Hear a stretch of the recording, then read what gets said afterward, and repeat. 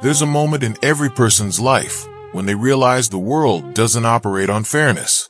It operates on power, not the loud, brash kind that announces itself with a fist on the table, but the quiet, invisible kind that moves through silence, through patience, through knowing when to speak and when to vanish.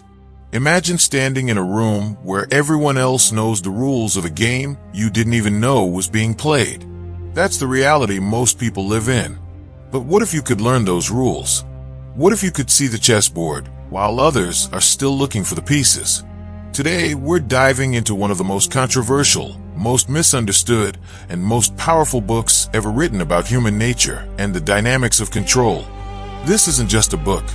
It's a mirror held up to 3,000 years of history, showing us how empires rose, how kings fell, and how ordinary people became legends. You're watching the book Sanctuary. Robert Greene didn't set out to write a manual for tyrants. He set out to write the truth. Born in Los Angeles and educated across continents, Greene spent years studying history, philosophy, and the patterns that repeat themselves across every culture and every century. The 48 Laws of Power, published in 1998, became an instant phenomenon, not because it told people what they wanted to hear, but because it told them what they needed to know. This book has been banned in prisons, celebrated by CEOs, and debated in universities. Why? Because it strips away the comforting illusions we tell ourselves about how the world works and reveals the raw mechanics beneath. This isn't about being cruel or manipulative for the sake of it. This is about understanding the nature of power, so you're never blindsided by it. Whether you're navigating a corporate boardroom, building a creative career, or simply trying to protect yourself from those who would take advantage of you, these laws offer a framework. They're drawn from the lives of queens and con artists, military generals and courtiers, artists and revolutionaries. And by the end of this journey, you'll see the world differently.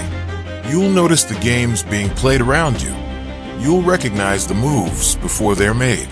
And most importantly, you'll have the choice of how to respond. Let's begin. Power begins with a paradox. To rise, you must first appear to fall. To shine, you must first dim your light in the presence of those above you. History is littered with brilliant people who made one fatal mistake. They made their superiors feel inferior. Take the story of Nicolas Fouquet, the finance minister to King Louis XIV of France. Fouquet was talented, ambitious, and wealthy. He built a palace so magnificent that when the young king visited, he was struck not with admiration, but with envy. The splendor of Fouquet's estate made the royal residences look shabby. The food, the entertainment, the opulence, all of it seemed to say, "I am greater than you." Within weeks, Fouquet was arrested on trumped-up charges and spent the rest of his life in prison. His crime wasn't theft or treason. His crime was making the king feel small. This is the first law. Never let your talents overshadow those who hold power over you. It's not about suppressing your abilities. It's about understanding the fragile egos that sit at the top of every hierarchy. Make your master look brilliant. Let your successes reflect well on them. When you shine, make sure the light appears to come from them. This isn't weakness. This is strategy. Galileo understood this when he named Jupiter's moons after the Medici family, securing their patronage. He made his discovery their glory. That's the art of ascent without threat. Friendship is a beautiful thing, but in the realm of power, it's also dangerous. Why?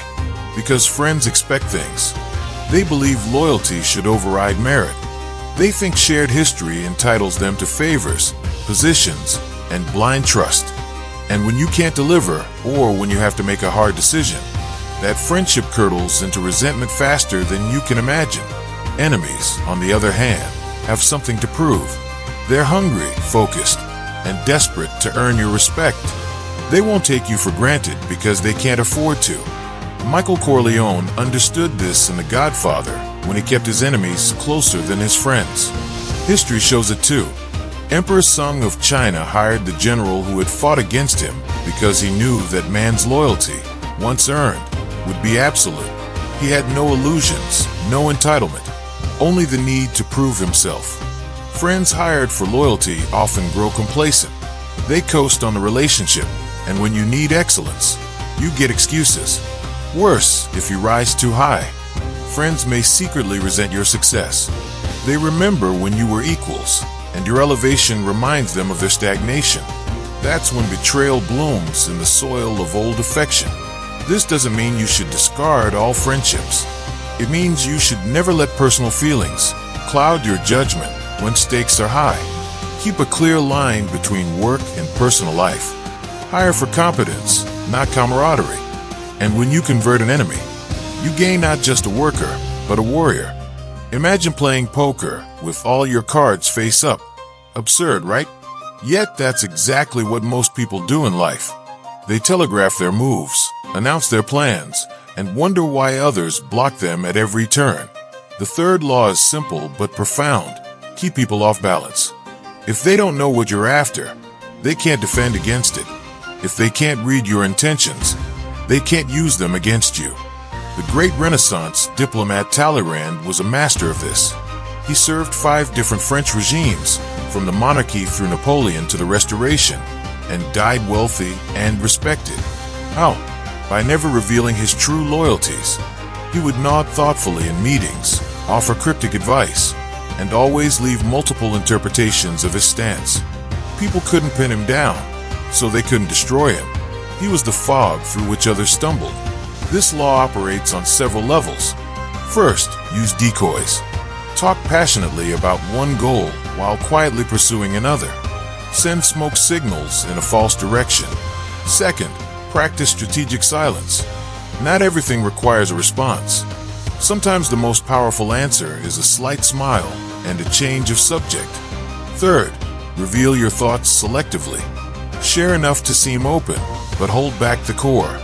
Let people think they understand you while you remain a mystery. In a world where information is currency, the one who conceals their true intentions controls the market. Words are like arrows. Once released, you can't take them back. The more you say, the more you risk saying something foolish, revealing something critical, or giving others material to use against you. Powerful people understand the weight of silence. They know that saying less makes every word count. It creates an aura of mystery and control. When you speak rarely, people listen intently. When you speak constantly, they tune out. Louis XIV mastered this. In court, he would listen for hours, his face unreadable.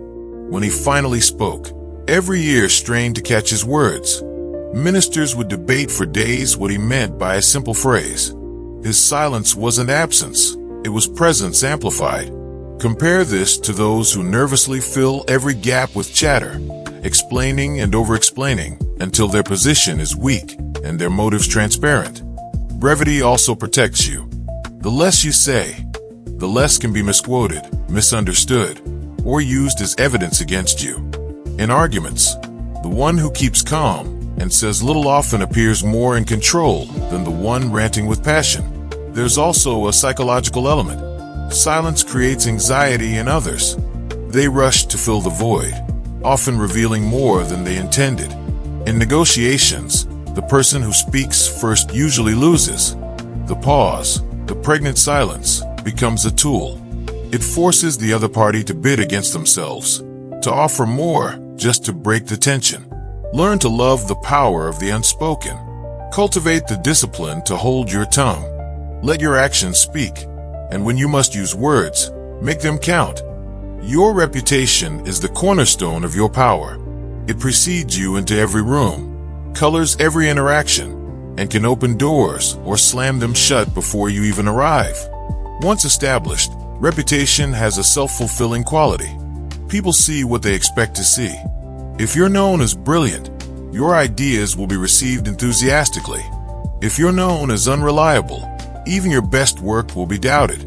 This makes reputation both your greatest asset and your greatest vulnerability.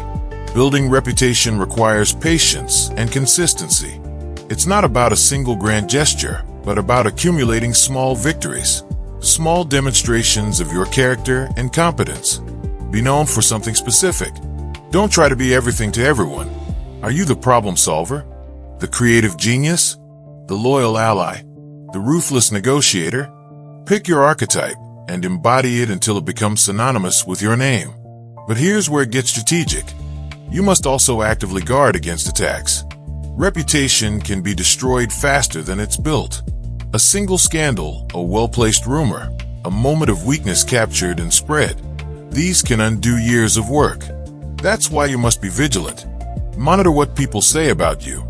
Address lies quickly before they take root.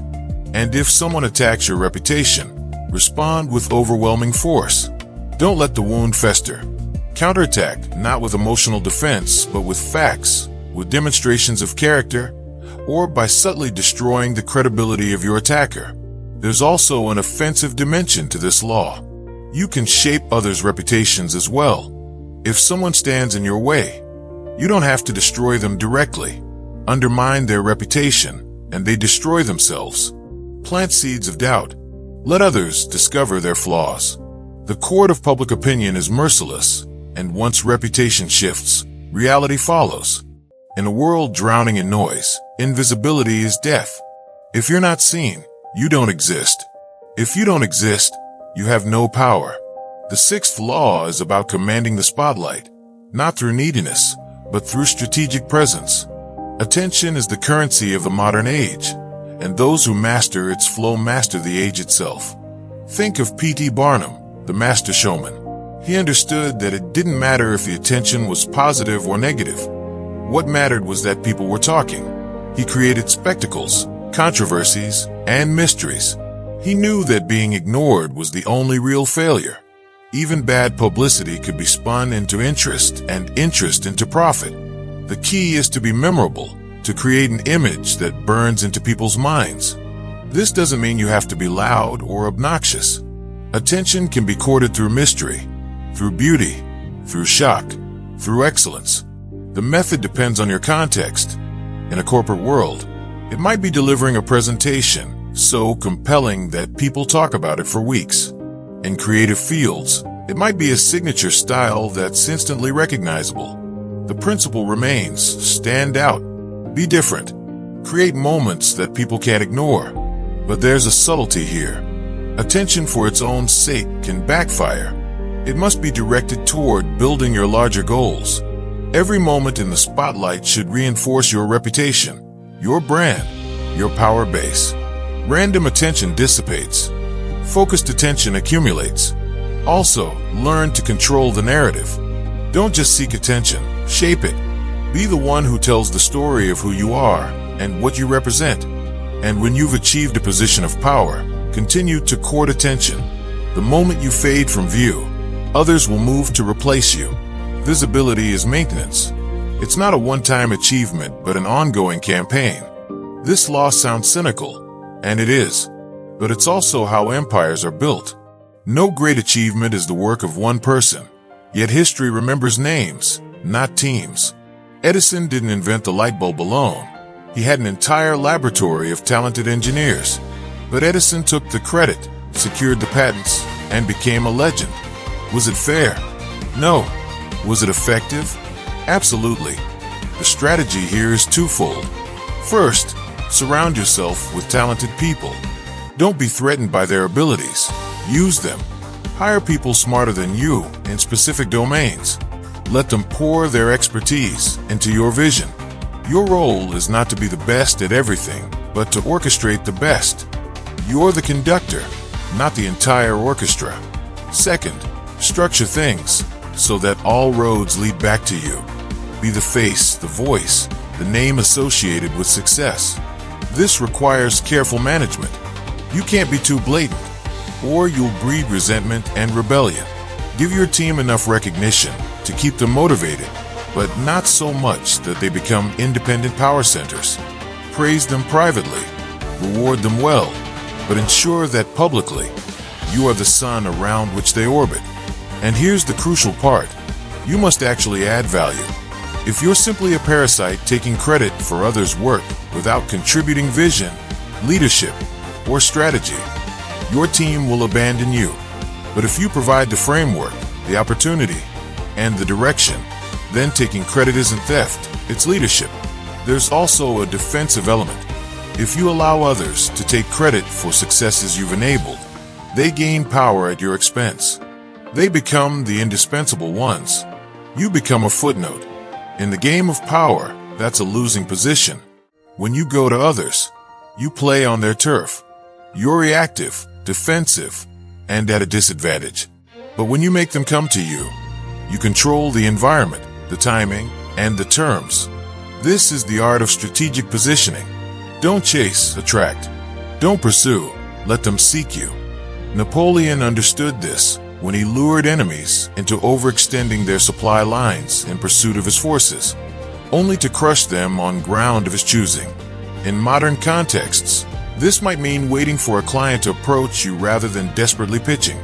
It might mean letting a rival make the first move, revealing their strategy, before you respond with overwhelming precision. The one who acts first often reveals too much. The one who waits and attracts holds the advantage of knowledge. But people won't come to you without reason. That's where bait enters. Offer something irresistible, something that triggers their greed, their curiosity, or their fear. Dangle the possibility of gain or hint at information they desperately need. Make it seem like they're making a choice to come to you, not that you've engineered it. The illusion of free will is important. Nobody wants to feel manipulated, so your bait must appear as opportunity, not trap. There's also a psychological dimension. When people come to you, they invest effort. That investment creates a subtle form of commitment and compliance. They've already moved in your direction, which makes it easier to move them further. Meanwhile, you remain still, conserved in energy, clear in purpose, and powerful in presence. Arguments are exhausting and rarely productive. Even when you win logically, you lose emotionally. The person you've defeated in debate will resent you. They'll look for ways to undermine you later. Worse, arguments entrench people in their positions. The more you push against someone's opinion, the more they dig in to defend it. It's a losing game. Instead, demonstrate. Show, don't tell. If someone doubts your strategy, let the results speak. If someone questions your ability, let your work prove them wrong. Actions bypass the ego. They're undeniable in a way words never are. When you accomplish something tangible, critics must either acknowledge it or look foolish. And unlike verbal victories, which are forgotten, accomplished facts reshape reality permanently. Michelangelo didn't argue that he could paint the Sistine Chapel. He painted it. Entrepreneurs don't debate business models endlessly. They launch and let the market decide. This approach also conserves your energy. Arguing is draining. It requires you to meet people on intellectual ground that may not favor you. But action is universal. It speaks every language. It requires no translation. There's also a strategic element. When you act instead of argue, you operate while others talk. They waste time debating possibilities. You create actualities. By the time they've finished their discussion, you've already moved 3 steps ahead. This creates momentum, and momentum is its own form of power. People want to join winning teams, support successful ventures, align with those who deliver. Let your track record be your argument. Misery loves company, but you must not provide it. Emotional states are contagious.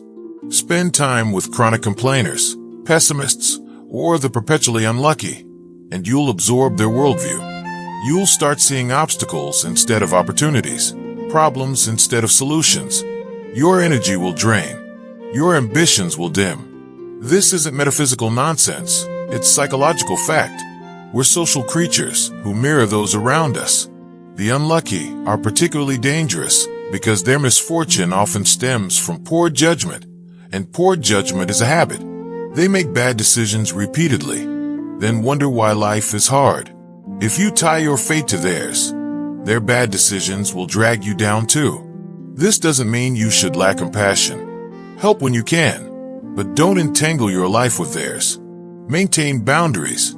Conversely, seek out the successful, the energetic, the positive, not the delusionally optimistic, but those with a track record of turning challenges into opportunities. Their attitudes, their habits, their decision-making patterns will influence you beneficially. you'll start to adopt the mindsets and behaviors that lead to success. This is why networking matters, not for mercenary reasons, but because association shapes character. There's also a strategic element. Your reputation is affected by your associations. If you're constantly seen with failures, people will assume you're one too. If you surround yourself with winners, their shine reflects on you. This is shallow, yes, but it's real. In the court of public perception, you're judged not just by what you do, but by whom you stand beside. Independence is a double-edged sword. If people can function without you, they will. The moment you're no longer useful, you're disposable. The solution isn't to make yourself loved. Love is fickle. The solution is to make yourself necessary. Create a situation where people need you, where your removal would cause them significant pain or loss. This is the key to lasting power. How do you achieve this? By possessing unique knowledge, unique skills, or unique access that others can't easily replicate. Become the sole source of something valuable. Maybe you're the only one who understands a complex system. Maybe you have relationships that can't be easily replaced. Maybe you control resources that others depend on. The specifics vary, but the principle is universal. Monopolize something important. There's an art to this, though. If you're too obvious about making yourself indispensable, you'll create resentment and anxiety. People will actively work to reduce their dependence on you. Instead, make your indispensability feel natural, like a beneficial relationship rather than a stranglehold. Help others succeed, but ensure that success runs through you. Solve their problems, but remain the solution. Also, be wary of making anyone else indispensable to you. If someone becomes so critical to your operations that you can't function without them, they hold power over you. They can make demands, extract concessions, or leave at the worst moment. Distribute dependencies.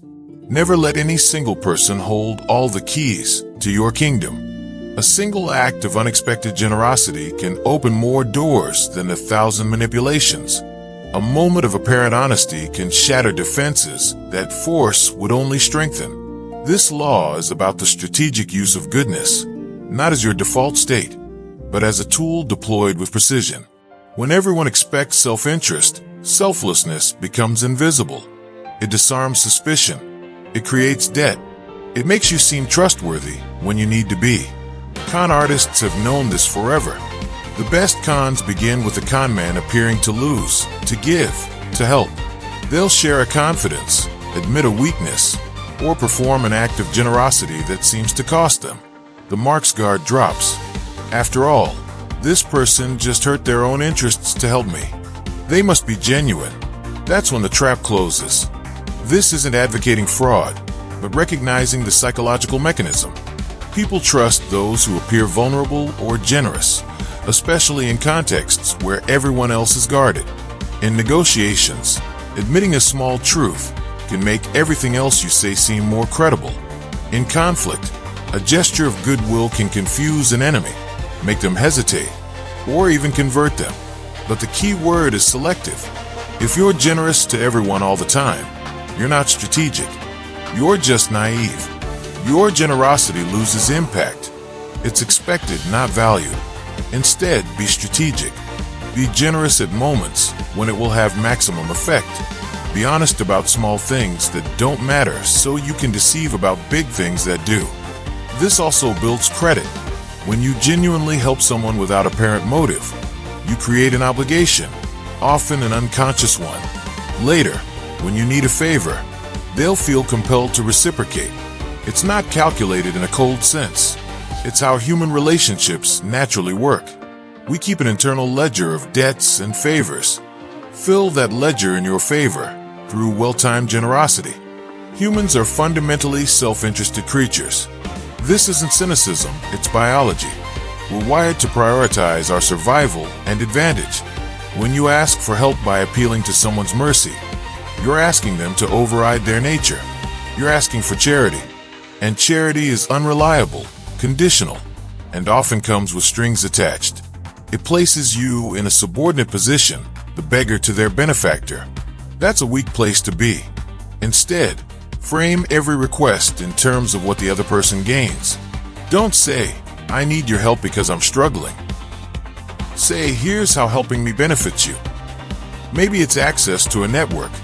Maybe it's future reciprocation. Maybe it's being part of a successful project. Whatever it is, make it about them. People will move mountains for their own interests. They'll barely lift a finger for yours. This also applies to appeals to gratitude. Just because you helped someone once doesn't mean they'll help you now. Gratitude has a short half-life. People rationalize why they deserved your help, why circumstances have changed, why they don't owe you. Don't rely on it. Instead, create ongoing alignment of interests.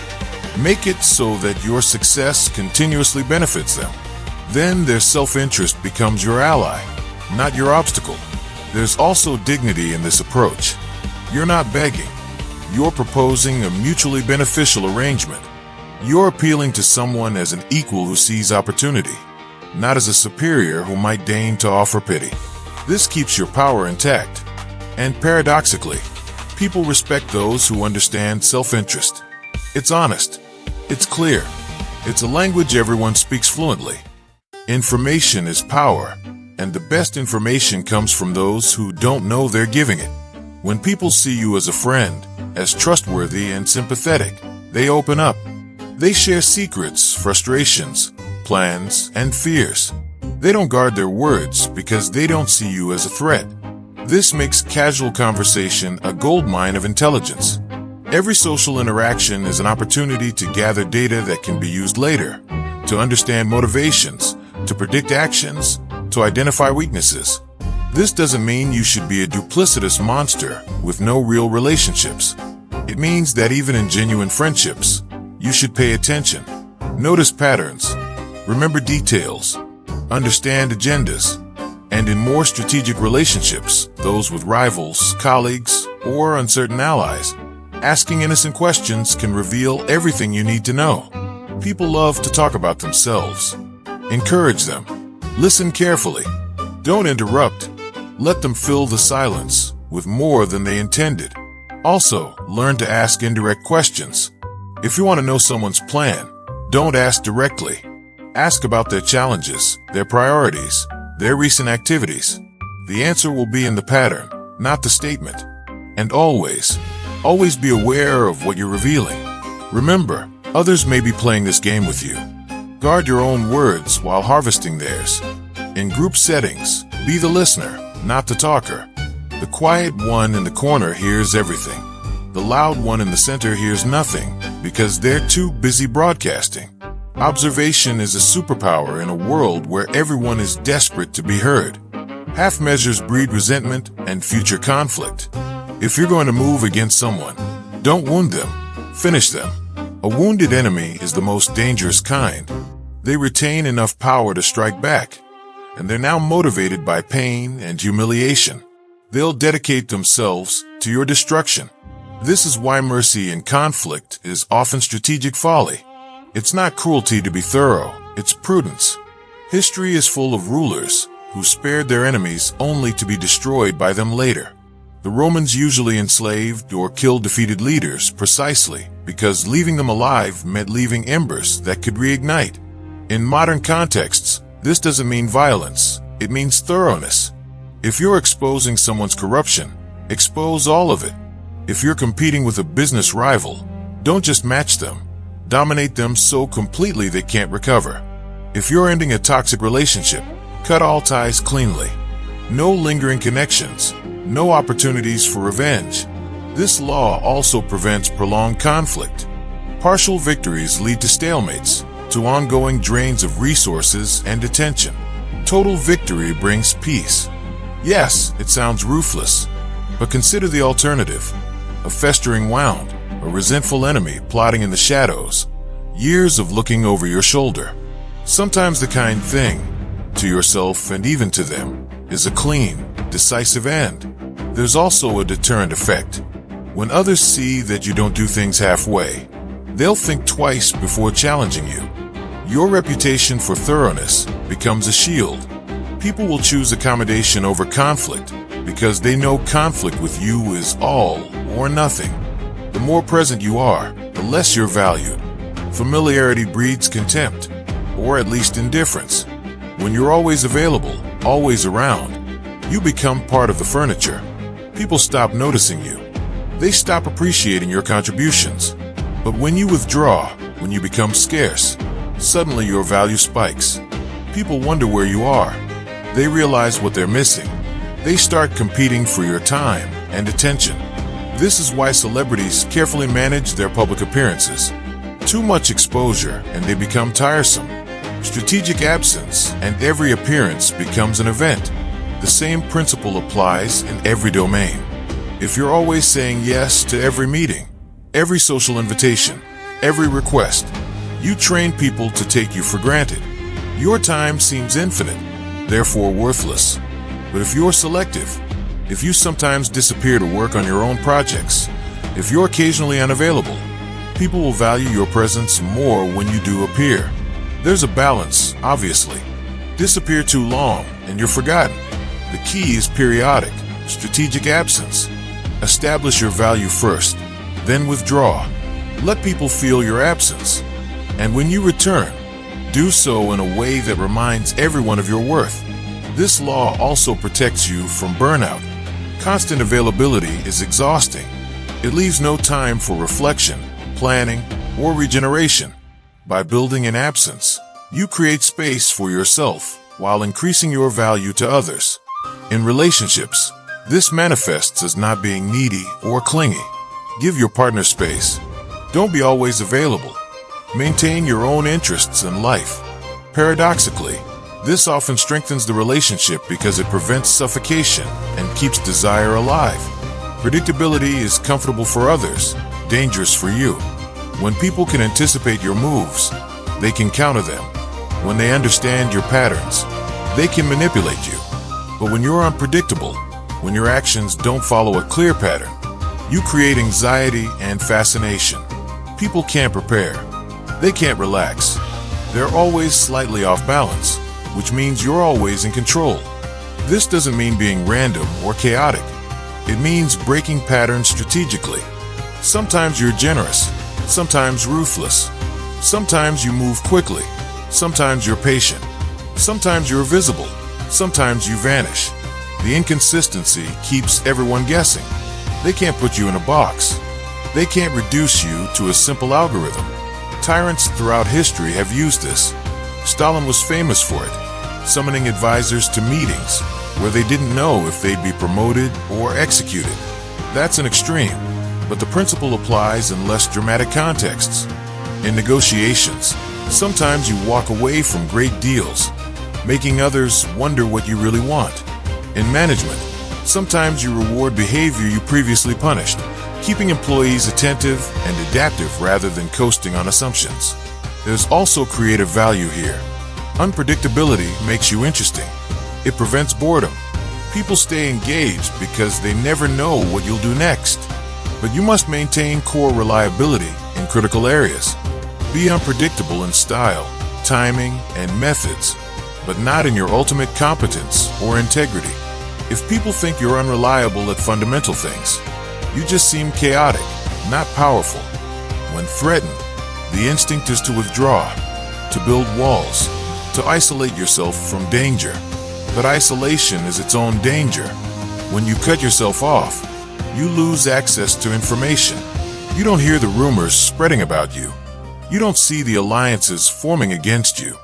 You become paranoid, operating on assumptions rather than intelligence. Meanwhile, your enemies move freely in the space you've abandoned. History's greatest rulers stayed connected. They maintained networks of spies, allies, and informants. They attended gatherings even when it seemed risky, because presence is power. Visibility allows you to shape narratives, detect threats, and maintain relationships. A fortress may protect your body, but it imprisons your influence. In modern life, this manifests as the person who responds to criticism by shutting down, blocking everyone, and going silent. They think they're protecting themselves, but they're actually ceding the battlefield. The conversation continues without them, and without their voice. Only their critics are heard.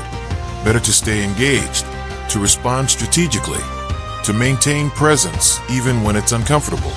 This law also speaks to the danger of surrounding yourself only with yes men. If everyone around you agrees with everything you say, you're isolated from reality. You need dissenting voices, challenging perspectives, people who will tell you hard truths. Isolation from contrary opinions is as dangerous as physical isolation. It creates blind spots that enemies exploit. Not all people are equal in their reactions to offense. Some will shrug off an insult. Others will dedicate their lives to revenge. Before you act against someone, you must understand their nature. Are they proud, vindictive, forgiving, connected? Some people are snakes who will bite, but then slither away. Others are elephants who never forget and will wait years for the perfect moment to crush you. There are certain personality types you must never provoke. The arrogantly insecure person who needs to prove their strength will escalate any conflict to demonstrate dominance. The person with nothing to lose has no incentive to show mercy. The proud person will sacrifice everything for honor. Misjudge someone's character, and you'll pay a price wildly disproportionate to your offense. This requires psychological insight. Study people before you engage with them. What do they value? What are their triggers?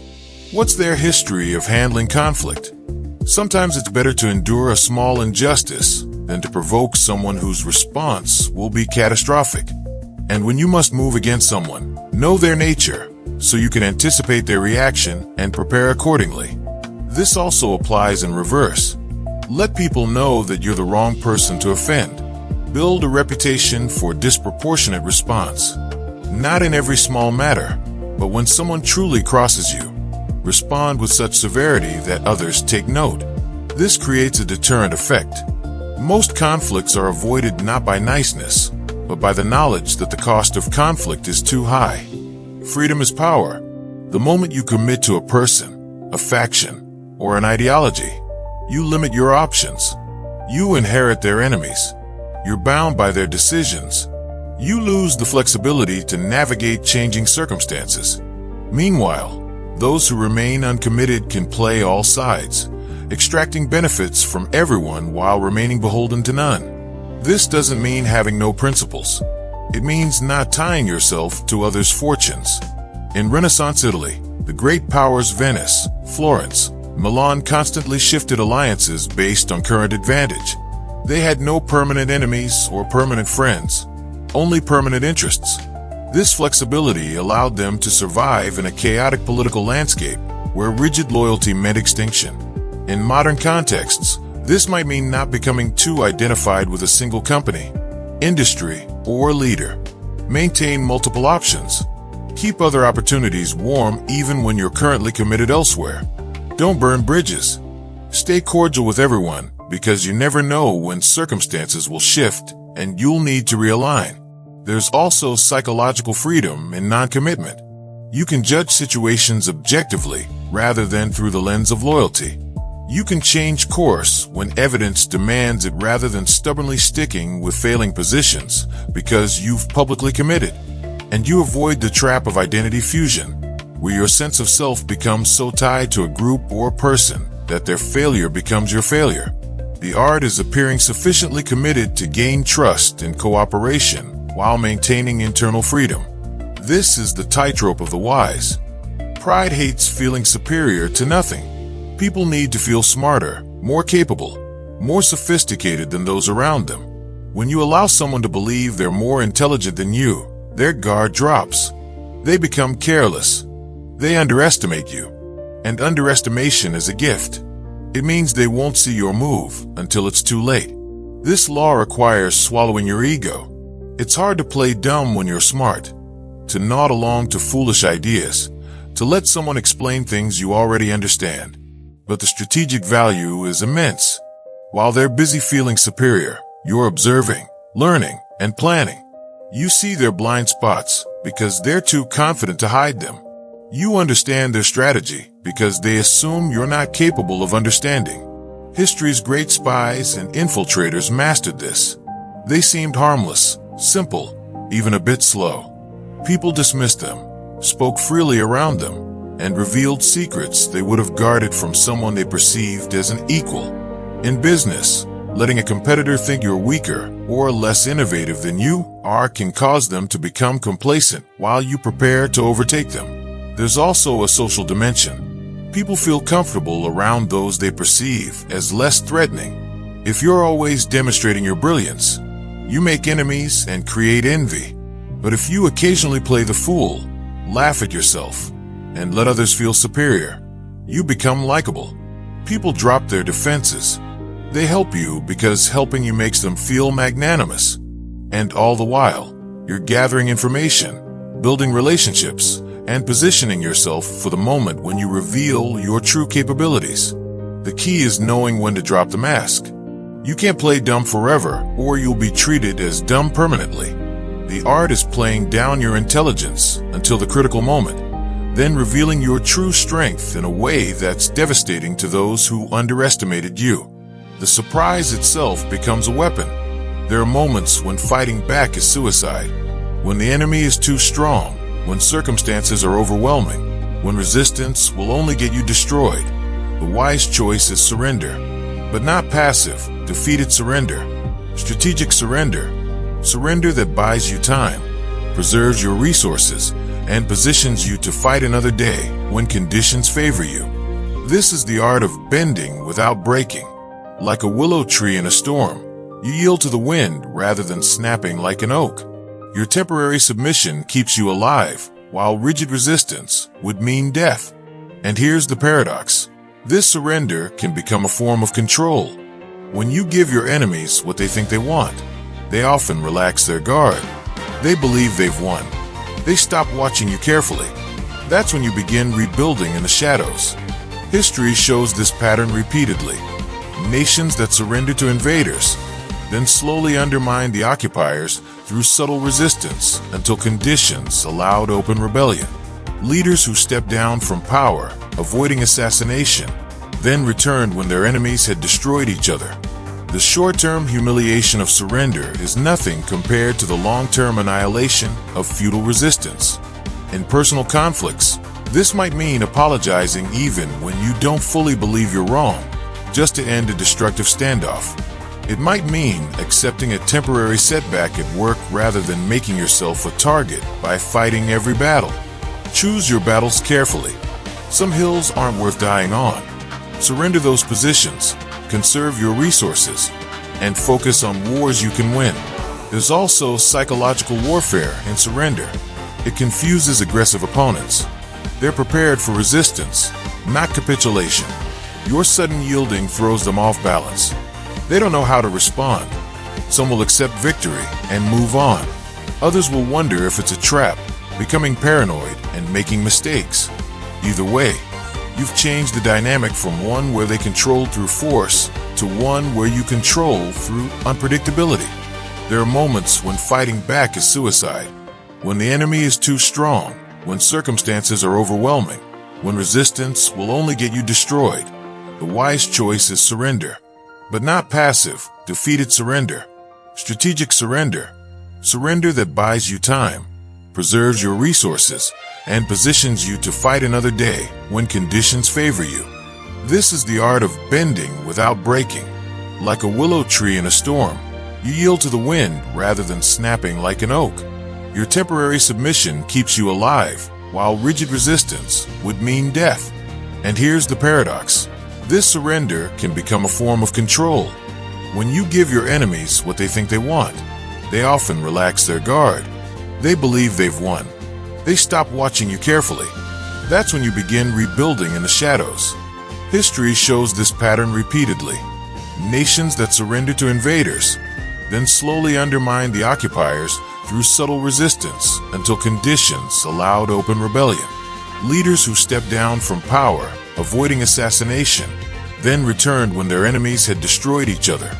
The short-term humiliation of surrender is nothing compared to the long-term annihilation of futile resistance.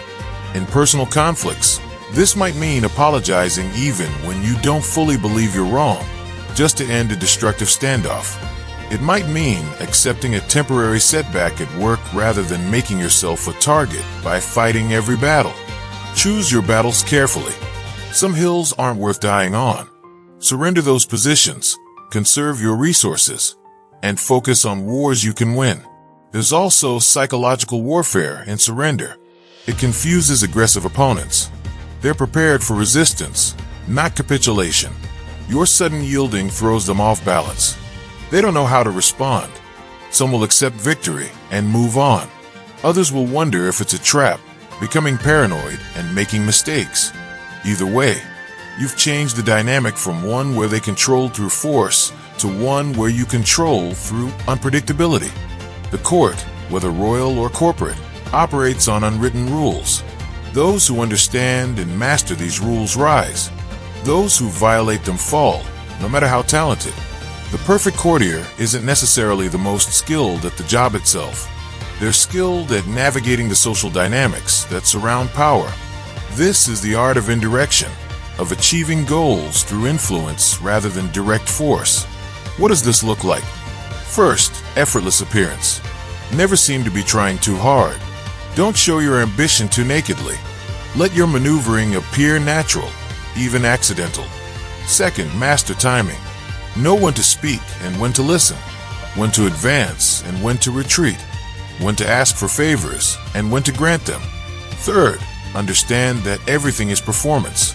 Your words, your dress, your emotional displays, they're all being interpreted. Control what signals you send.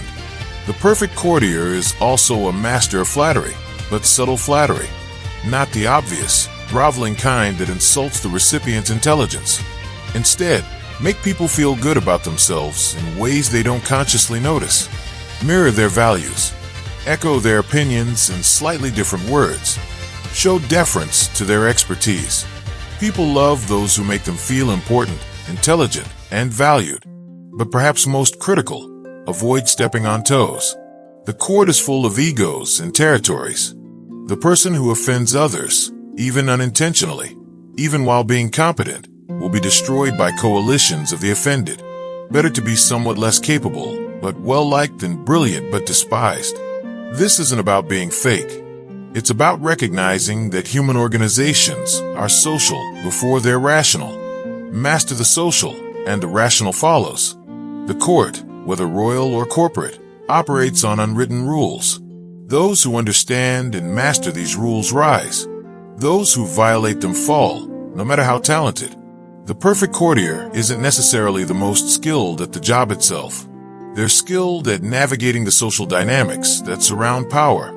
This is the art of indirection, of achieving goals through influence rather than direct force. What does this look like? First, effortless appearance. Never seem to be trying too hard. Don't show your ambition too nakedly. Let your maneuvering appear natural, even accidental. Second, master timing. Know when to speak and when to listen, when to advance and when to retreat, when to ask for favors and when to grant them. Third, understand that everything is performance. Your words, your dress, your emotional displays, they're all being interpreted. Control what signals you send. The perfect courtier is also a master of flattery, but subtle flattery, not the obvious, groveling kind that insults the recipient's intelligence.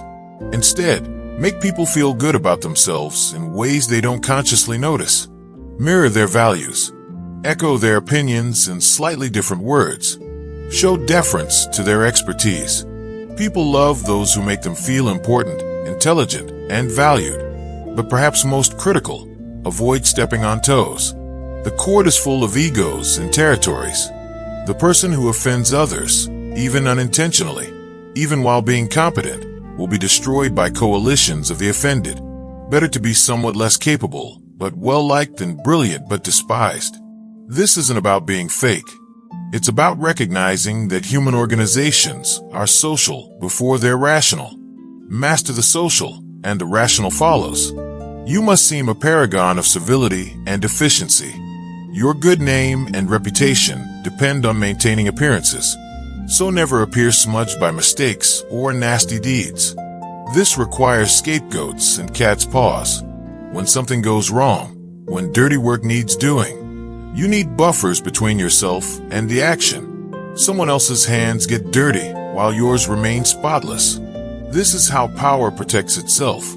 Leaders who maintain public approval, while terrible things happen under their watch, do so by ensuring they have plausible deniability. They create organizational structures where decisions get made at lower levels.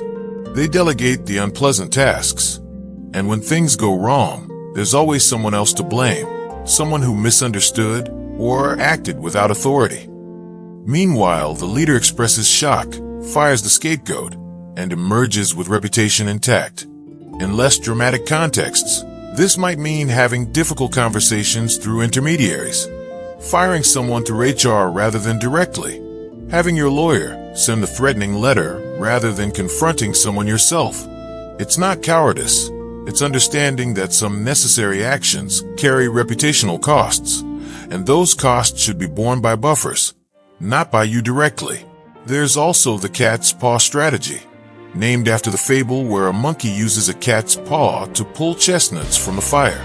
You get others to do your dangerous work, often by convincing them it serves their interests. They take the risk. They face the consequences. You reap the benefits. If they succeed, you reward them enough to keep them loyal, but take the lion's share. If they fail, you distance yourself from them. The art here is never being directly traceable to the problematic action. Leave no paper trail. Use verbal instructions. Work through multiple layers. And always have someone positioned to take the fall if needed. This sounds Machiavellian because it is, but it's also how institutions protect themselves and how leaders maintain power while getting necessary but unpopular things done. People are desperate for meaning. They want to belong to something larger than themselves. They want to believe in a cause, a leader, a vision that gives their lives purpose. This need is so powerful that it overrides rationality. When you tap into it, you create followers who are not just loyal but devoted. They'll defend you against criticism. They'll work for you without adequate compensation. They'll sacrifice because the sense of belonging and purpose is its own reward. Creating this requires several elements. First, offer a vision that's vague enough to be interpreted flexibly, but compelling enough to inspire. Don't get bogged down in specifics that can be debated. Deal in grand themes: transformation, revolution, destiny. Second, create an us versus them dynamic. Nothing bonds a group like a shared enemy or obstacle. Third, develop rituals and symbols. Humans are ritualistic creatures. Shared practices create cohesion and identity. Fourth, and most important, position yourself not as a boss, but as a prophet or guide. You're not just paying people to work. You're offering them a chance to be part of something meaningful. This is why startup founders talk about changing the world rather than building profitable businesses. It's why movements succeed where mere organizations fail. People will work harder, endure more, and remain loyal longer when they believe they're serving a cause rather than just earning a paycheck. But there's danger here too. Cult-like followings can turn on you if they feel betrayed. The same devotion that empowers you can destroy you if you're revealed to have violated the core beliefs you espoused. So you must either genuinely believe in the vision you're selling, or be absolutely certain your contradictions never surface. Half measures in this game are fatal. Either inspire profound belief, or don't try at all. Hesitation is visible and contagious. When you enter a situation timidly, others sense it. They become uncertain. They question whether they should follow you.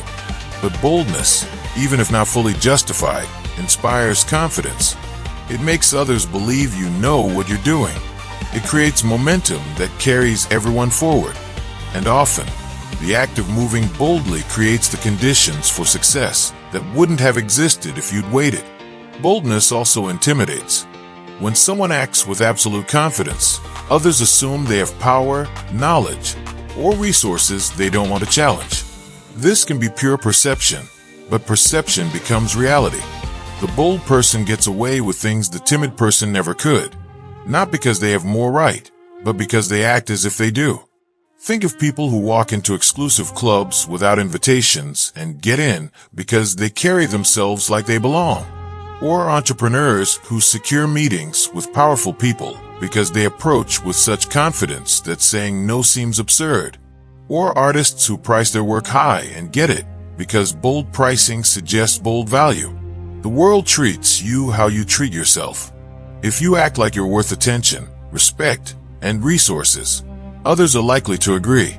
But boldness must be calibrated.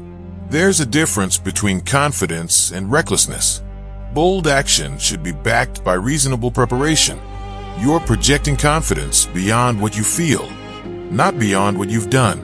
And once you commit to bold action, you must fully commit. Half bold is worse than timid. If you're going to bluff, bluff big.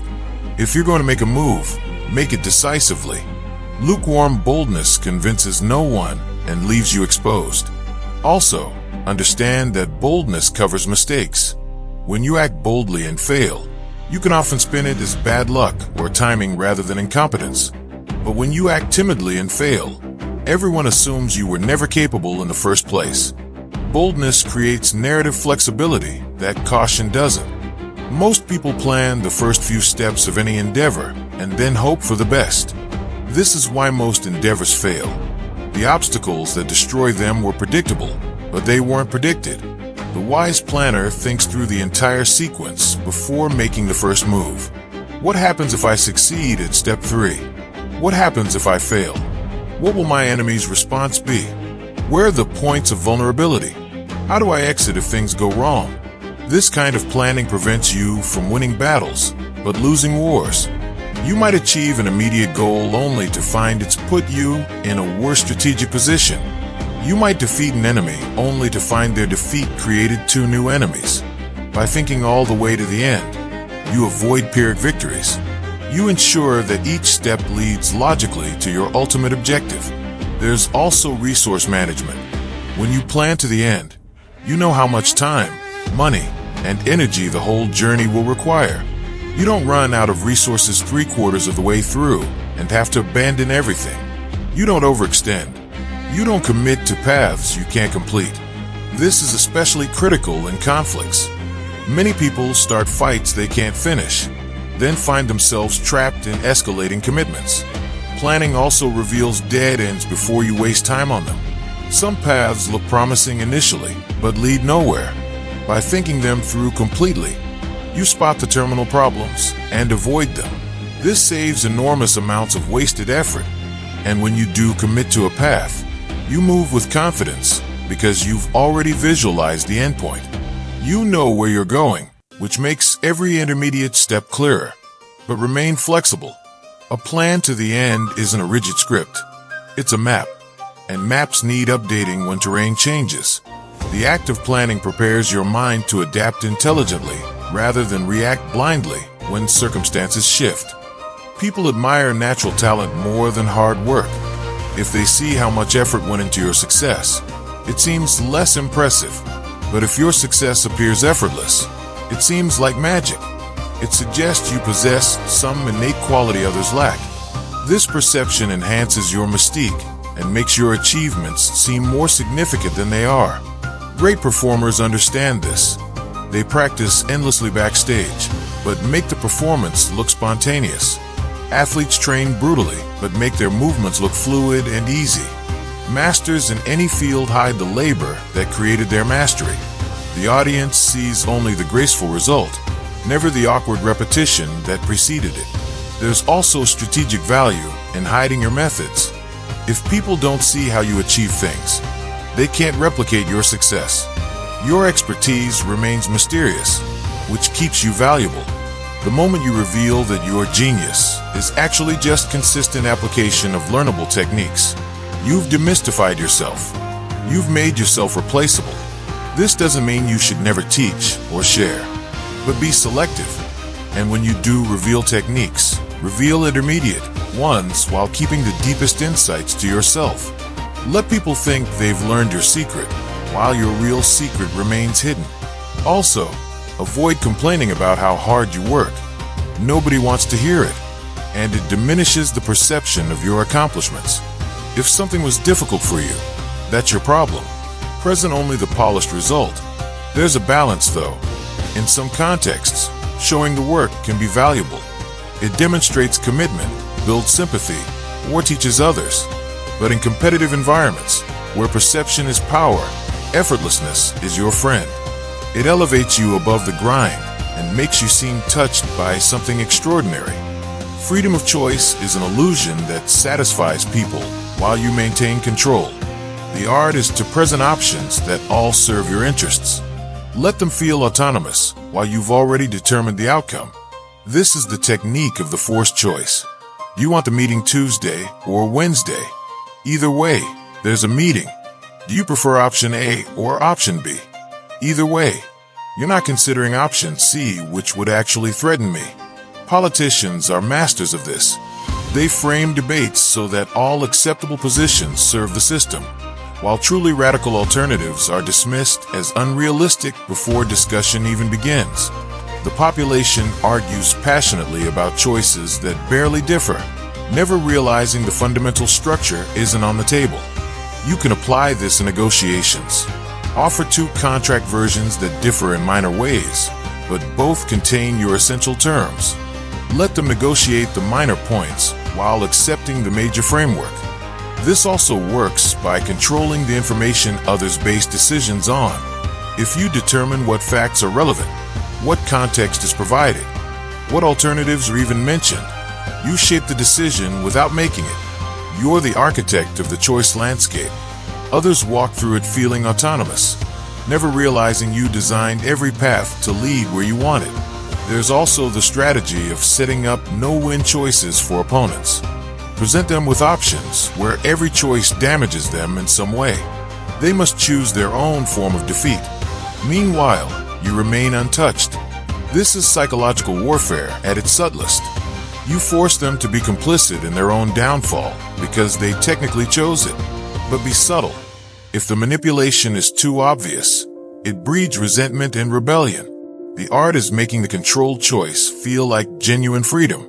People must believe they're deciding, not that you're deciding for them. The best control is the control that's never noticed. Truth is harsh and complicated.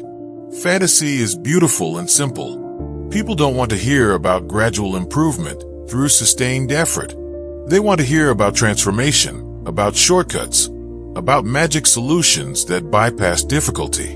When you offer fantasy, you offer hope, and hope is intoxicating. People will follow you, pay you, believe in you, not because you're truthful, but because you're telling them what they wish were true. This is why get-rich-quick schemes work despite everyone knowing they're probably scams. This is why fad diets succeed despite decades of evidence that only sustained lifestyle change works. This is why political candidates who promise simple solutions to complex problems win elections. Fantasy beats reality in the marketplace of ideas because fantasy feels better. It doesn't demand sacrifice or uncomfortable truth. It promises easy fulfillment. As someone seeking power or influence, you can morally deploy this in two ways. First, you can offer genuine value packaged in fantastical wrapping. Your product or service actually works, but you sell it using emotional appeal and aspirational imagery rather than dry facts. Second, you can help people toward real goals by first engaging their fantasies, then gradually introducing reality. Start with a dream to hook them, then provide the practical path to achieve a version of it. The key is understanding what fantasies your audience holds. What do they wish were true about themselves? About the world? What would make their lives feel magical? Some people fantasize about power, others about love, others about significance or adventure or security. Identify the fantasy, then position yourself as the path to it. Don't be the person telling them their fantasy is impossible. Be the person saying, I can help you achieve this.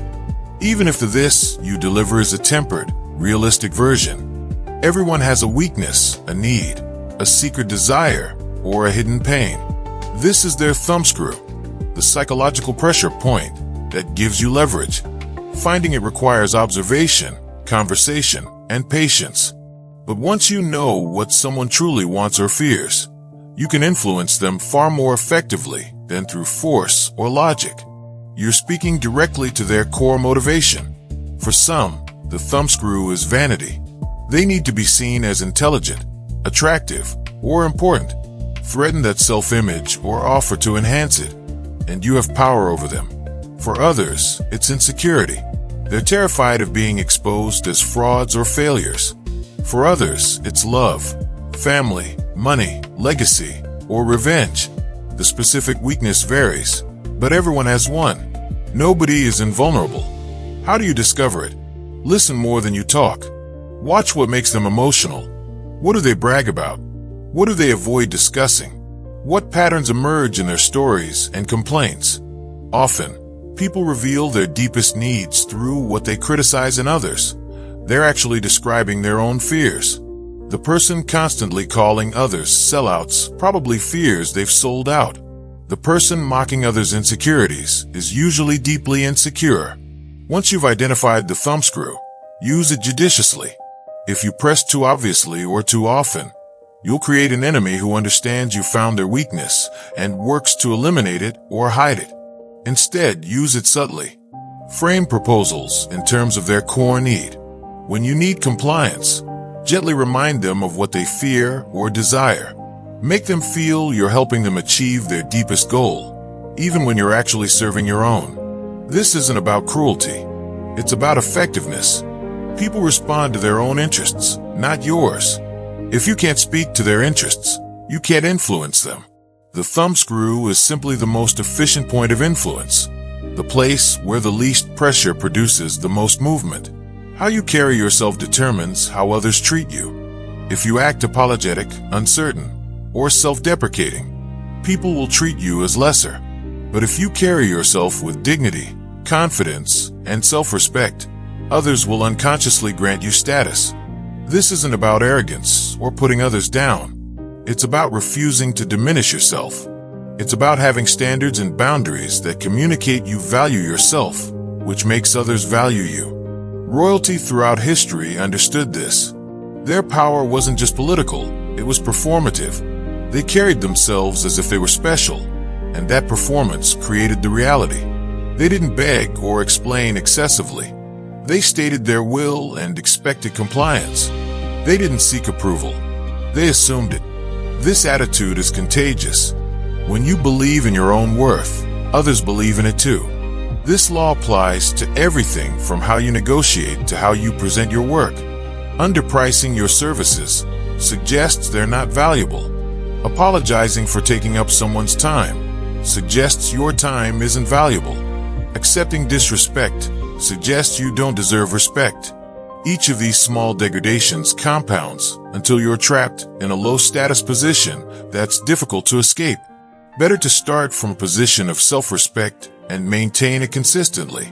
There's also a visual element. How you dress, how you maintain your space, how you present your work. All of these communicate status. You don't need expensive things, but you need intentionality. Carelessness in presentation suggests carelessness in substance.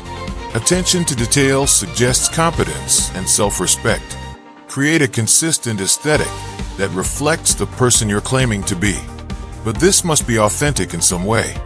You can't sustain pure pretense forever. The confidence must be rooted in genuine competence and self-knowledge. You're not pretending to be royal. You're recognizing and embodying the inherent dignity you actually possess. You're simply refusing to apologize for it anymore. The same action taken at different moments produces wildly different results. Speak too soon and you're premature, dismissed or misunderstood. Speak too late and the opportunity is past. Someone else has seized the moment. Mastering timing means understanding the rhythms of situations, knowing when to act and when to wait, when to push and when to hold back. There are two aspects to timing: knowing the right moment and creating the right moment. Sometimes you must wait for conditions to align. Pushing before people are ready breeds resistance. But sometimes waiting means missing the window entirely. The art is sensing which situation you're in. Are conditions ripening toward your goal? Then wait and let them develop. Are conditions deteriorating away from your goal? Then act now, even if it's not perfect. You can also engineer timing to your advantage. In negotiations, Delay when delay benefits you, and rush when rush benefits you. If time is on your side, let negotiations drag out. If you're in a weak position that's getting weaker, push for immediate resolution. Create artificial deadlines to force decisions, or remove deadlines to let things drift until people forget their objections. Control the clock, and you control the game. There's also understanding personal timing, both yours and others. People have rhythms, periods of energy and fatigue, optimism and pessimism. Ask for something when someone is happy, well-rested, or has just succeeded at something. Avoid asking when they're stressed or have just experienced failure. Wait until your own energy and clarity are high before tackling important challenges. Don't make major decisions when you're tired, emotional, or depleted. In conflict, timing is everything. Strike when your enemy is weak, distracted, or off balance. Avoid confrontation when they're strong and prepared. Patience in warfare often matters more than courage. The general who waits for the perfect moment defeats the general who forces the moment through bravery alone. When you show interest in something you can't access, you show weakness. You show need. You give power to the thing or person withholding it. But when you disdain it, when you act as if it never mattered in the first place, you reclaim power. You demonstrate independence. And paradoxically, this often makes the thing come to you because people want what others don't need. This is psychological judo. By refusing to chase, by showing indifference, you reverse the dynamic. The person or thing that rejected you starts wondering why you're not interested anymore. Your indifference becomes intriguing. They may even pursue you to restore their sense of desirability. But even if they don't, you've protected your dignity and moved on to opportunities that are available. This applies to everything from romantic rejection to business deals that fell through. The worst thing you can do is pine openly. It makes you look pathetic and gives the other party satisfaction. Instead, shrug it off. Find something better, or at least act as if you have. Make it clear through your attitude and actions that their rejection didn't wound you, that they weren't as special as they thought. This infuriates some people and intrigues others, but either way, it protects your reputation and psychological health. There's also strategic value in making competitors think you're not interested in territory they control. Let them relax, thinking you're focused elsewhere. Then, when the moment is right, move into that space with force. Your previous disdain made them complacent. Your sudden interest catches them unprepared. The key is that your disdain must appear genuine. Obvious fake indifference is transparent and pathetic. You must actually redirect your energy and attention elsewhere, at least temporarily. Focus on other goals, other opportunities, other people. Let go emotionally, even if strategically you're still circling back later. Real indifference is powerful. Performed indifference is obvious. Images bypass thought and strike directly at emotion. A powerful spectacle can communicate more in seconds than an hour of arguments.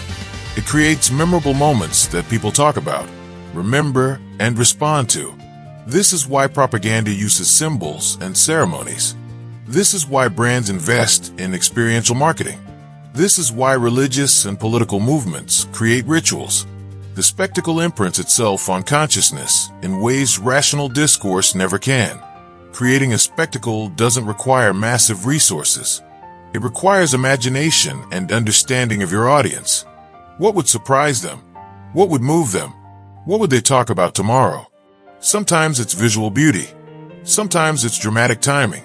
Sometimes it's the unexpected collision of elements that don't usually go together. The key is breaking through the noise of ordinary experience and creating something memorable. In personal contexts, this might mean how you present an idea at work. Don't just send an email. Create a presentation that's visually striking. Use metaphors that paint pictures.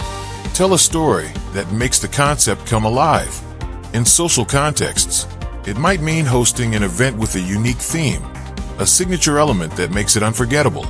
In conflict, it might mean a public gesture that frames the narrative in your favor before opponents can react. But spectacles must be backed by substance, or they backfire. An empty spectacle is quickly recognized as such and damages credibility. The spectacle should be the amplifier of a genuine message, not a substitute for one. It's the packaging that makes people pay attention to content that's actually valuable. And once you've created a successful spectacle, don't repeat it. Repetition kills magic. Each spectacle should feel unique, fresh, and specifically crafted for its moment. Your thoughts are your own, but your behavior must accommodate others' expectations if you want to operate effectively in society. People are deeply uncomfortable with those who violate social norms too overtly. Radical nonconformity marks you as dangerous, weird, or untrustworthy. It limits your opportunities because humans are tribal creatures who punish deviation from group standards. This doesn't mean you should have no individuality. It means expressing your uniqueness in ways that don't threaten or alienate others. Save your radical opinions for trusted friends or private journals. In public, show enough conformity to be accepted. Dress appropriately for your context. Use the language and manners of your environment. Signal membership in the tribe even if you don't feel it internally. History's most successful reformers understood this. They pushed boundaries gradually, not all at once. They framed their innovations as returns to traditional values rather than breaks from them. They made the new seem like it was always inevitable, always acceptable. They didn't flaunt their differences. They normalized them slowly until conformity shifted to include what was once radical. There's also self-protection here. If you advertise how different you are, you make yourself a target. Conservatives see you as a threat. Radicals see you as competition. Better to hide in plain sight, appearing conventional while your thoughts and private actions remain your own. This isn't cowardice. It's operational security. Your effectiveness depends on not being neutralized before you can act. And sometimes, conforming allows you to build the power base you need to eventually change the rules. Play by the existing rules until you're strong enough to write new ones. Those who refuse to play at all never gain the platform to create change. They remain marginalized voices that the system easily ignores. Calm water is clear. You can see everything beneath the surface. But turbulent water hides depths and creates confusion. When people are off balance, emotional, and reacting rather than thinking, they make mistakes. They reveal things they'd normally hide. They make decisions they'd normally avoid. This is when you can manipulate situations to your advantage. The strategy is to deliberately create emotional turbulence in your opponents while remaining calm yourself. Provoke them, frustrate them, make them angry or fearful. Emotional people make tactical errors. They lash out predictably. They become reactive rather than strategic. Meanwhile, you remain the still point in the storm, observing, calculating, and moving with precision. This can be as simple as asking unexpected questions in a negotiation, throwing the other party off their script, or making an unconventional move in a competitive situation that forces opponents to abandon their plans and react to you. Or in personal conflicts, staying calm while the other person grows increasingly agitated, making them look unreasonable while you appear mature. There's also value in stirring up general chaos to create opportunities. When situations are stable, positions are entrenched and opportunities are limited. But when things are chaotic, the old order breaks down. Resources become available. Alliances shift. New possibilities emerge. Those who create the chaos or who remain calm within it can seize opportunities that cautious people miss. But you must ensure you don't get caught in the turbulence yourself. This requires emotional discipline. You're creating storms, not experiencing them. If you become emotional, you lose the advantage. Also, don't overdo it. Constant chaos exhausts everyone, including you. Use this tactic sparingly. At strategic moments, when confusion serves your specific goals. What's offered freely has no value. Free things don't generate respect, gratitude, or loyalty. They generate contempt. People assume something given freely must not be worth much, or that the giver is desperate. This devalues both the thing and the giver. Worse, Accepting free things creates dependency and obligation that's often more expensive than paying would have been. This law operates on several levels. First, price signals value. If you give your work away, people assume it's not valuable. Charge appropriately, and people take you seriously. They pay attention because they've invested. Second, free things attract the wrong people. They attract takers, freeloaders, people who consume and vanish without reciprocating. These people drain your resources and give nothing back. Third, generosity without boundaries makes you appear weak. It suggests you don't value yourself, which means others won't value you either. This doesn't mean never being generous. It means being strategic about it. Give when it serves your interests, when it creates genuine goodwill, when it's to people who will reciprocate. But don't give indiscriminately. Don't give to prove your worth. Don't give because you're afraid of disappointing people. And when you do give, frame it as a gift, not as something expected. Gifts create gratitude. Entitlements create resentment when withheld. There's also the principle of reciprocity.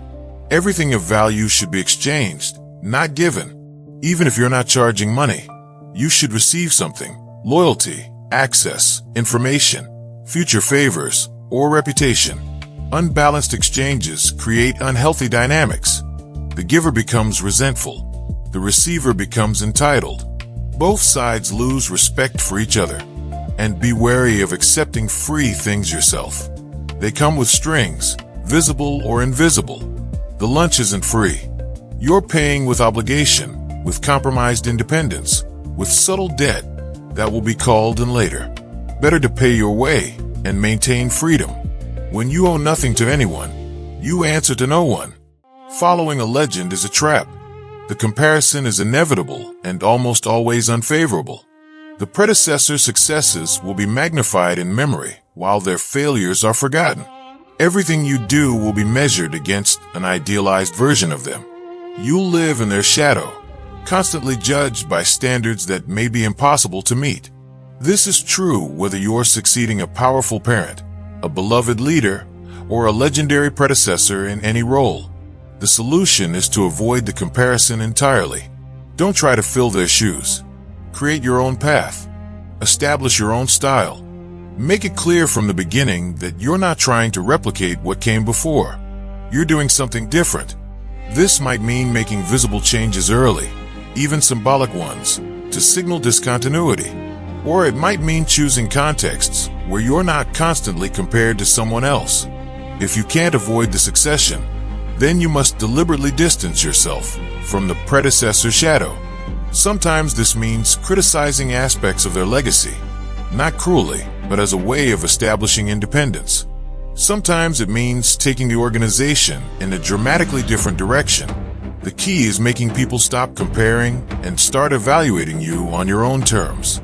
There's also the problem of inherited enemies and problems. The great man's opponents will transfer their enmity to you. Their unfinished conflicts become your conflicts. Their accumulated mistakes become your responsibility. This is why some positions, despite their prestige, are poison chalices. Better to build something new than to inherit something impossible. And if you must follow greatness, consider following failure instead. Succeeding someone who struggled makes you look brilliant by comparison. Every improvement is celebrated. Every success is magnified. You're the savior, not the poor substitute. This is strategic positioning. Choose contexts where your baseline for comparison favors you. Groups take their energy and direction from leaders. Remove the leader, and the group becomes confused, directionless, and fragmented. This is true of organizations, movements, social circles, and even families. If you need to neutralize a group, don't fight every member individually. Identify the central figure, the one who provides vision, energy, and cohesion. Strike them, and the group collapses on its own. This doesn't necessarily mean violence, though historically that's often been the method. In modern contexts, it might mean discrediting the leader, poaching them to your side, distracting them with personal problems, or simply outcompeting them until their followers lose faith. The specific tactic matters less than the principle. Focus your efforts on the center of power, not the periphery. This also works in reverse. If you're building something, recognize that you're probably the shepherd. Your group's cohesion depends on you. This makes you both powerful and vulnerable. Powerful because you're indispensable. Vulnerable because you're a single point of failure. Protect yourself. Build redundancy. Develop lieutenants who can maintain order if you're temporarily unavailable. But don't make them so capable they can replace you. There's also application in conflicts with institutions. Institutions seem monolithic, but they're usually held together by a few key people. Identify those people.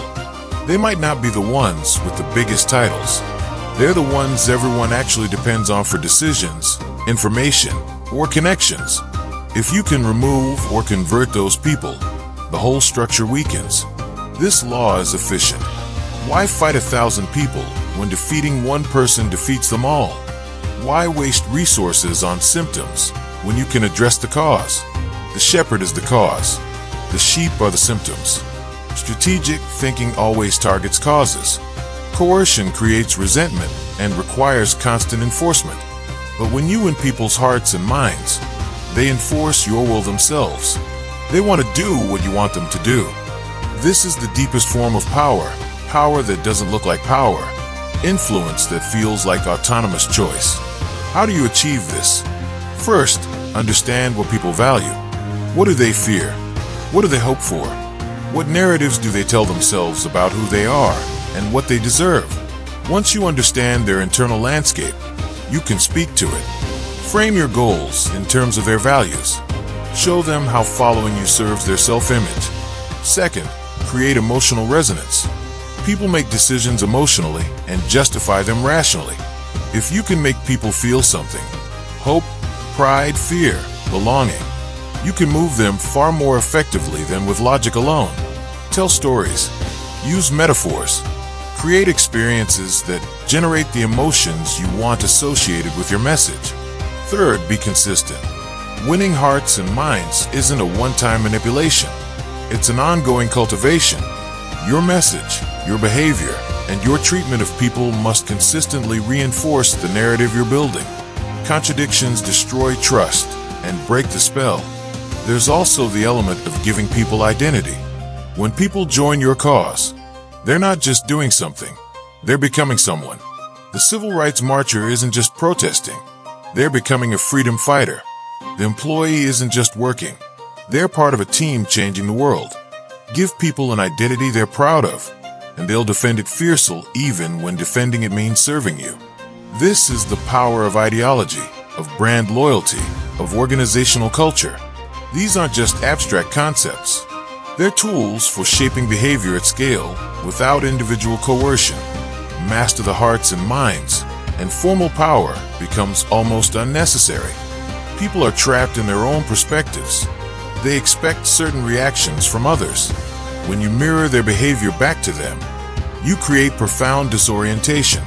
If someone is aggressive, be aggressive back in exactly their style. If someone is manipulative, manipulate them using their own techniques. This creates a psychological hall of mirrors that unsettles them while you remain in control. The mirror effect works because it's unexpected. People are used to others reacting to them, not reflecting them. When you become their mirror, they don't know how to respond. They're confronted with their own behavior, often in ways that make them uncomfortable. The aggressive person faces their own aggression and realizes how unpleasant it is. The manipulator faces their own manipulation and recognizes the game they've been playing. There's also strategic value in appearing to be like them. People trust similarity. If you mirror someone's values, speech patterns, and behavior, they'll feel affinity with you. They'll let their guard down. This is the mirror used for infiltration rather than confrontation. You become what they want to see, gaining access to their trust and their secrets. A third application is in negotiation. Mirror the other parties, offer back to them with slight modifications. They propose terms that favor them, propose the same structure but reverse to favor you. This forces them to confront their own unreasonableness. They either have to justify a double standard or meet you in the middle. but the mirror must be precise. If your reflection is distorted or obvious, it loses power. You're not caricaturing them. You're becoming them, temporarily, to achieve an effect. This requires careful observation and the ability to adopt behavior that may not be natural to you. It's advanced technique, but when executed well, it's devastating. People say they want change, but they fear it. Change means uncertainty, discomfort, and the loss of familiar patterns. If you come in promising revolution and deliver it, you'll create anxiety, resistance, and eventually backlash. The art is to talk about change boldly while implementing it gradually. Give people time to adjust. Let them get comfortable with each new normal before introducing the next change. This is why successful reformers often move in phases. They make one significant change, let it settle, normalize it, and then introduce the next. Each change seems less dramatic because it's small relative to the previous state. But over time, the cumulative effect is revolutionary. Meanwhile, the revolutionary who tries to change everything immediately triggers the immune response of the system. People unite against them. The old guard mobilizes, and often, the reforms are reversed entirely. There's also the issue of respect for what came before. Even if the old system was terrible, people have invested in it. It's familiar. It's where they built their careers and identities. If you dismiss it entirely, you dismiss them. Instead, honor what came before while introducing what comes next. Frame your changes as evolution, not revolution. As fulfilling the original vision, not betraying it. This lets people come with you rather than forcing them to choose between you and their past. The exception is when the system is so broken that gradual reform is impossible. Sometimes you need the sharp shock of dramatic change. But even then, the rhetoric of change should be managed carefully. People need to feel the change was necessary, inevitable, even somehow their idea. The successful revolutionary makes people believe they were always heading in this direction. Perfection creates envy and suspicion. When you seem to have no flaws, people don't admire you. They resent you. They search for your hidden imperfections. They want to tear you down to prove you're human after all. And if they can't find real flaws, they'll invent them. This is the danger of the too perfect facade. Strategic imperfection is the solution. Admit small, harmless flaws. Make occasional minor mistakes. Show vulnerability in areas that don't threaten your core competence. This makes you relatable. It disarms envy because you're not claiming superiority. You're human, flawed like everyone else. Just maybe a bit less flawed in the areas that matter. This also creates authenticity. In an age where everyone presents curated perfection, especially on social media, genuine admission of imperfection stands out. It suggests confidence. Someone who can admit weakness is stronger than someone who pretends weakness doesn't exist. The person desperately maintaining a perfect image appears insecure. The person casually acknowledging imperfection appears secure. But choose your admitted flaws carefully. They should be either endearing or irrelevant. Admit you're terrible at cooking, not that you're unreliable. Admit you're not athletic, not that you're lazy. Admit you have a sweet tooth, not that you lack self-control. The flaws should make you more likable without making you less competent in areas that matter to your goals. There's also the tactical use of apparent weakness. Let enemies think you're more flawed than you are. Let them underestimate you. Then, when the critical moment comes, reveal capabilities they didn't expect. The surprise itself becomes a weapon. They prepared for the flawed version of you and instead faced the real one. Victory can be more dangerous than defeat. In the flush of success, it's tempting to push further, to take more than you originally intended. This is how empires overextend and collapse. This is how successful people destroy themselves. They don't know when to stop. They go past the mark they aimed for and trigger forces that destroy them. The problem is psychological. Success generates confidence, even overconfidence. You feel invincible. The rules that limited you before seem no longer to apply. You take bigger risks, make bolder moves, and eventually, you go too far. You take something from someone who won't accept the loss. You threaten someone powerful enough to fight back. You stretch resources too thin. And suddenly, the momentum reverses. Your advance becomes a retreat, and the retreat becomes a rout. The wise person defines victory clearly before beginning. What exactly do I want? When will I know I've achieved it? What's enough? Then, when that point is reached, they stop. They consolidate. They secure what they've gained rather than immediately pursuing more. This requires discipline because the temptation to continue is intense. But discipline and victory is what separates those who keep their gains from those who lose everything. There's also the political dimension. Victory often creates enemies. The more complete your victory, the more enemies you create.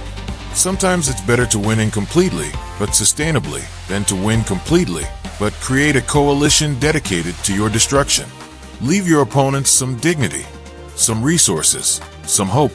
This reduces their motivation for revenge and their ability to organize against you. And recognize when momentum has shifted.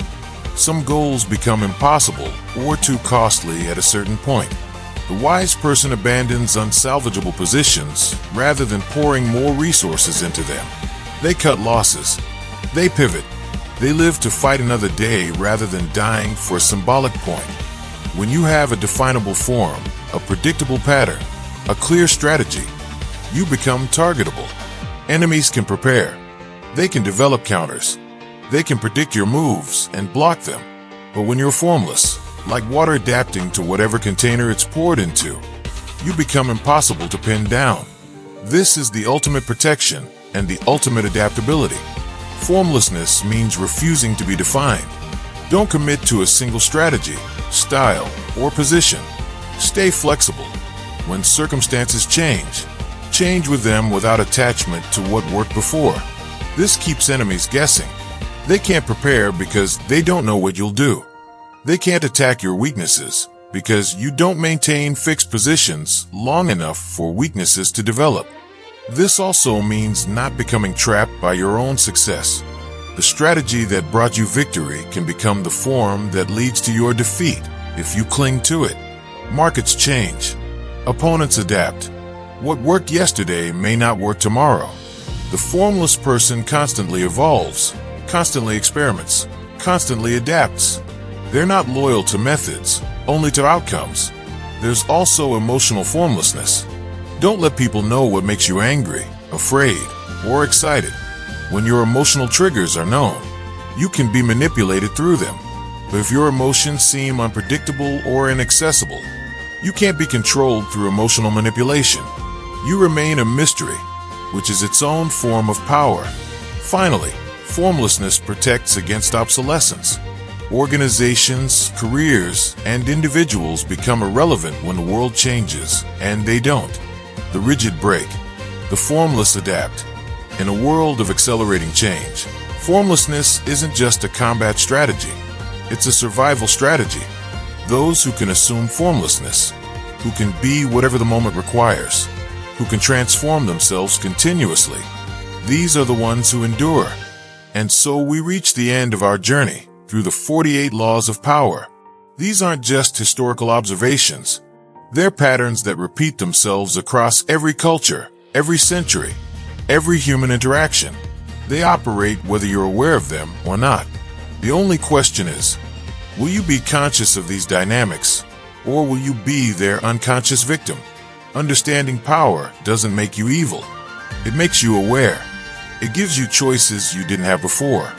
You can choose to use these laws ethically, to protect yourself and advance worthy goals.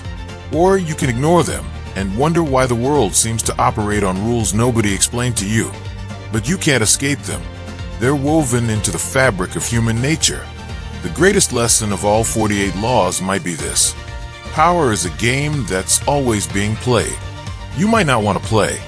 You might find it distasteful. But you're in the game whether you like it or not. The only choice is whether you play consciously or unconsciously, skillfully or clumsily, with strategy or with naive hope. Robert Greene wrote this book not to create tyrants, but to create awareness, to strip away the comfortable illusions that leave good people vulnerable to those who understand these dynamics better. Knowledge is protection, understanding is power, and consciousness is the only real defense against manipulation. As you go forward from this moment, you'll start seeing these laws in action everywhere. In your workplace, in your relationships, in politics and media. You'll recognize the moves being made, the games being played, and you'll have the choice of how to respond. Will you be the pawn or the player? Will you be shaped by power or will you shape it? The world is not fair. It never has been, but it is navigable. These 48 laws are your map through territory that's destroyed the naive and elevated the wise for thousands of years. Use them with wisdom. Use them with ethics. But above all, use them. Because in a world where these dynamics operate, whether you acknowledge them or not, consciousness is the only true power you have. If you enjoyed this story, subscribe to the book Sanctuary and let the world of words inspire your soul.